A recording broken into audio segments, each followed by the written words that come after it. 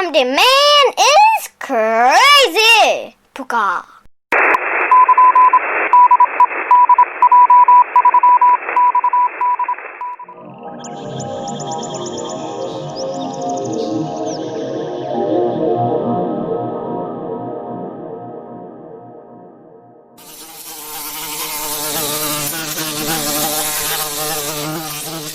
Welcome to my amateurish tire test of the Maxxis Rekon 29-inch by 2.4-inch tire. A year ago, I got a 2019 Giant Trans Advanced Pro 29.2 with 115 millimeters of travel in the rear and 130 millimeters up front. Have had a great time on this bike, a great climbing bike and a great descending bike. The bike originally came with Maxxis Minion DHF in the front and DHR in the rear 2.3 tires, and I have been pretty happy with those tires in most conditions. Even though I like the Minion tires, I've started riding more on a cross-country style and training more for fitness, and I decided I would want to lighten up the bike a little bit and decrease the rolling resistance of the Minions to a faster rolling tire, which would make it more efficient on the climbs. And I chose the Recon for the front and the Recon Race for the rear. I think this combination of tires will give me a lighter weight and better rolling, and would increase my efficiency in climbs and increase my speed in descents without sacrificing traction and grip too much. Also, with the bigger volume, I'm hoping to be able to run a higher air pressure, which again would increase efficiency without decreasing the ability to absorb shock. If this tire test has provided you any information of value, please check out my rear tire review of the Recon Race. Click the link below to see that video. Please subscribe and like this video if it was of any value to you, and hope you enjoy this review. My Giant Trans Advanced Pro 29 came with the Giant TRX-1 wheel set. This is a carbon fiber wheel set with 30mm inner rim width, 35mm outer rim width. Getting the front DHF tire off the rim was relatively easy. A couple of tire levers and a few minutes work and it came off. Before I took the tire off, I weighed the whole front wheel assembly with the brake rotor on it, and it was 2.1 kilos. Once I took off the tire, there was no sealant in it. It had all dried out. But getting the new Recon front on was also relatively easy, and I had put 3 ounces of sealant in it, and once I had gotten it back on the rim, where I used just a couple tire levers, I weighed it and it was 2 kilos. It lost 100 grams, but without the sealant it was probably another 100, so the weight difference between the tire was probably 200 grams. I weighed the bike and it was 27.4 pounds, and this played out because before I had changed the tires, even without sealant, it was 27.9 pounds. That was a loss of 500 grams between the two. Once I had gotten the wheel assembly together and everything, I pumped it up to about 30 psi. When I measured it, it showed that the tire width was 2.35, so it was actually smaller than the 2.4 that the tire was listed as. A little disappointed. I was hoping for actually slightly larger, but overall it was a good fitting tire. So this tire test is going to be a little bit kind of a narrow tire test in the sense that I'm not testing this tire on a wide variety of terrain. This tire test is really a review of how this tire performs on my local Southern California trails, which are mostly dry, hard pack with some sand and light gravel over it. And although the trails can be steep, it's not like riding down the side of mountains in the Pacific Northwest forests. So the characteristics of the tire are going to be specific for the type of terrain I use, and I'm going to be showing a lot about how the tire is working on the terrain, and my opinion and feelings about how the tire is working on the terrain is really going to be specific for this type of terrain. I'm not getting big air on the trails that I ride, and for this tire test I'm not going to be doing a lot of big jumping. The occasional small hop and avoiding some kind of rain rut or something, it might be the most we do.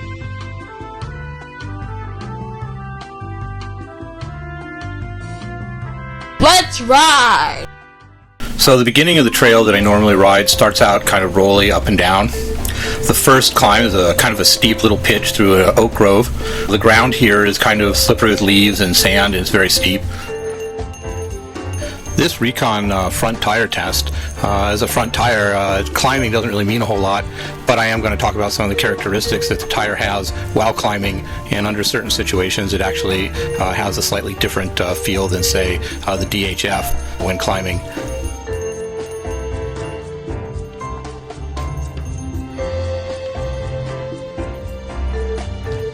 Next on this trail is a downhill section. This is the first kind of downhill section, and that's where you really get to have an understanding of how the front tire is working.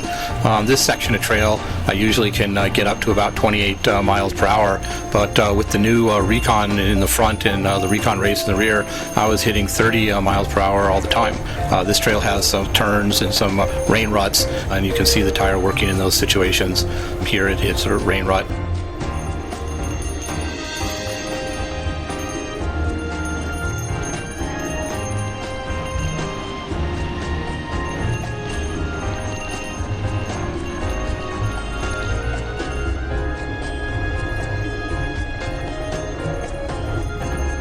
Then there's a jump, not much air, but a little jump.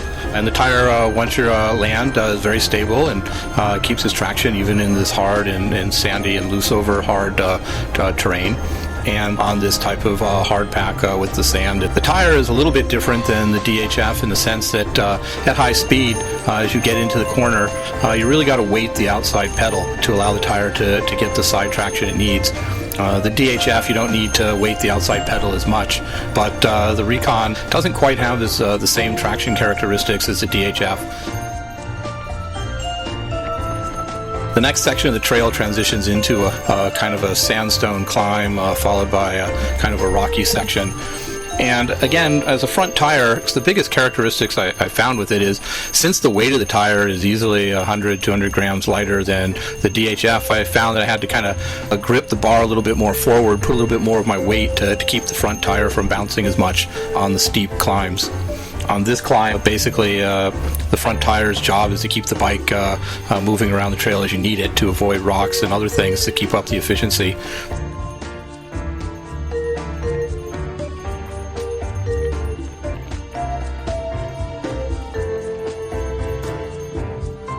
Here I crossed over onto the rockier side of the trail. It was more for just seeing how the bike responded on rocks. And the Recon actually handles the rocks very well as the DHF when it comes to climbing. So overall it was a good experience.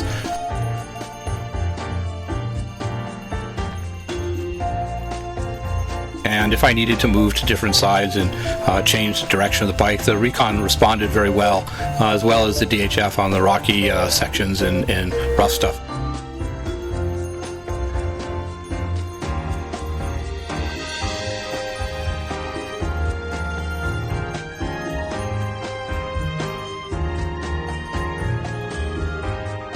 Downhill time!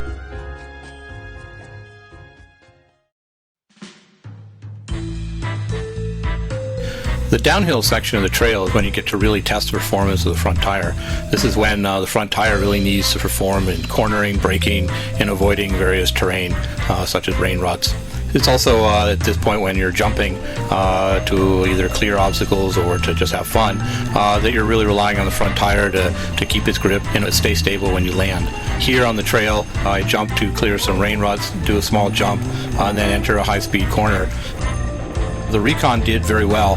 It's a little bit different than the Minion and the DHF because the Recon has a little bit less traction, but it's more precise.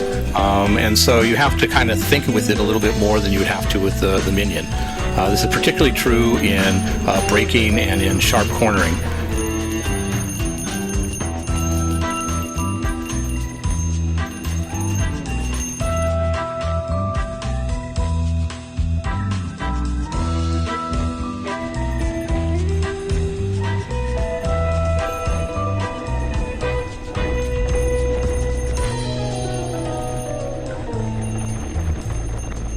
The Recon loses traction quicker than the Minion, but it also keeps its traction, particularly on harder trail or more sandstone.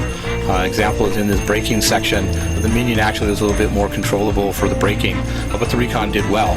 But when you get to this type of trail, this section of single track with a lot of kind of off camber, the Recon actually performed a little bit better than the DHF in maintaining traction. But you had to be a little bit more precise in picking the line to keep that traction. Whereas with the Minion, it had less traction, but it had less traction everywhere on the trail.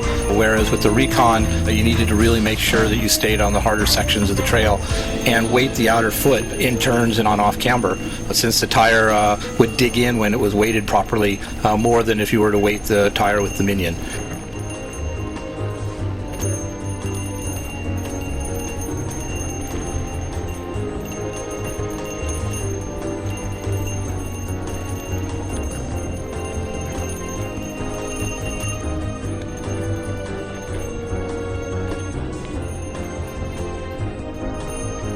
Is this part of the trail here where there's some off camber turning, where the Recon really did outperform the DHF Minion.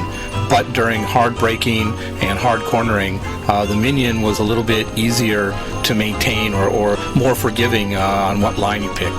But the Recon was certainly a faster tire and did much better on, say, off camber than the Minion did. After this kind of picnic area, the single track widens out into kind of a wider truck trail, and it's on this section of the trail that I would easily be able to get up to 28 miles per hour with the Minions. But once I switched over to the Recon and Recon Race, I was able to hit 30 quite often. The Recon at high speed on this section of the trail performed really well as the Minion. There's not a lot of sharp turning or braking needed, so this type of trail is really about rolling resistance. And again, sand transitions, the Recon did much better in sand and light sand than the Minions did. And the Recon also handled the really rough, fast, rough stuff on the trail very well. The Recon also performed quite well on the harder pack with some rocks, and overall my feeling is on this section of the trail there was very little difference between the Recon and the DHF in the front, except that the Recon rolled faster.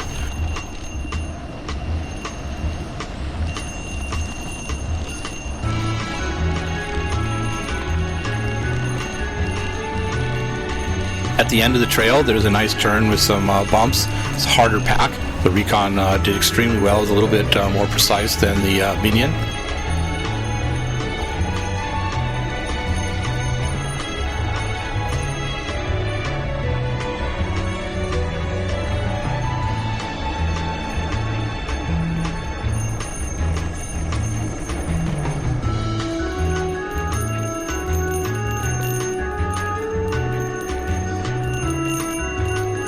Near the end of the trail, there's a little jump and a sharp turn, and the Recon also did very well in this situation.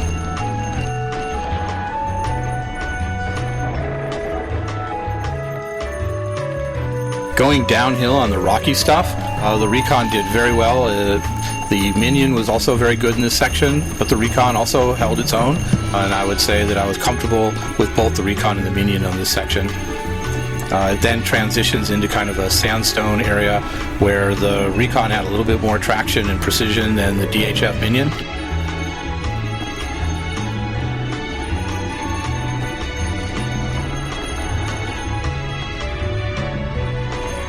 After that there was a climb, and then the last part of the trail is kind of a rolly descent, not very steep, not very fast, but contains a variety of trail.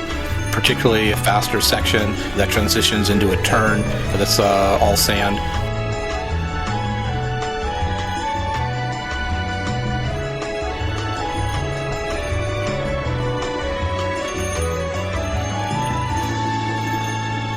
And in this section, the Recon performed much better than the DHF. The DHF Minion always got pushed around in the sand. The Recon handles the sand much better than the DHF from a riding perspective.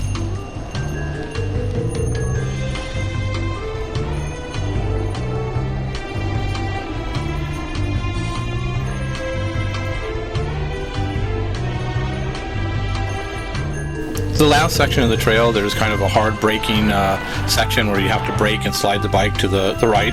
The front Recon held its own and kept its traction very well here. Then the trail transitioned into a kind of off-camber rolly.